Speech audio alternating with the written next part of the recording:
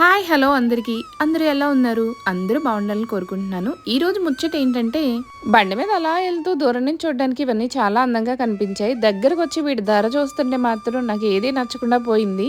వీటి ధరలాగే వీటిని తయారు చేసే కష్టం కూడా ఎక్కువగానే ఉంటుంది. మట్టి వాటర్ బాటిల్ పగలకుండా ఎన్ని రోజులు ఉంచగలరు? నేనైతే ఒక్క రోజు కూడా ఉంచలేను.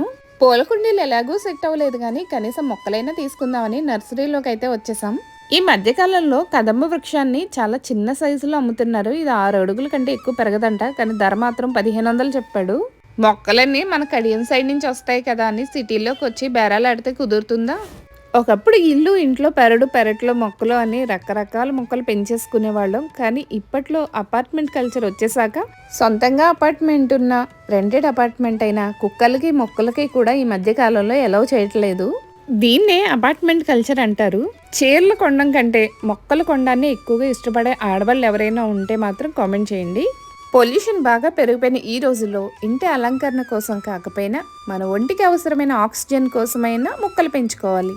మొక్కలే కదా ఎలా అయినా పెంచేయచ్చు, చూడడానికి అందంగా ఉందని ఇంటికి తెచ్చుకుంటాం కానీ అవి కూడా చంటి పిల్లల్లాగే వాటికి ఎంత నీరు పోయాలి, అవి ఎంత ఎత్తు ఎదుగుతాయి, వాటి మెయింటెనెన్స్ ఎలా చేసుకోవాలి అనేది నర్సరీలో మనకి మొక్కలు ఇచ్చే వాళ్ళనే అడిగి తెలుసుకొని తెచ్చుకోవాలి. ఇంట్లో మొక్కలు పెంచుకుంటే ఆక్సిజన్ లెవెల్ ఎక్కువగా ఉన్న ప్లాంట్స్ ఏవో కామెంట్ చేయడం మర్చిపోకండి. చూడ్డానికి అంత పచ్చదనమే కాబట్టి నర్సరీలో ఉన్న కాసేపు భలే ఉంటుంది.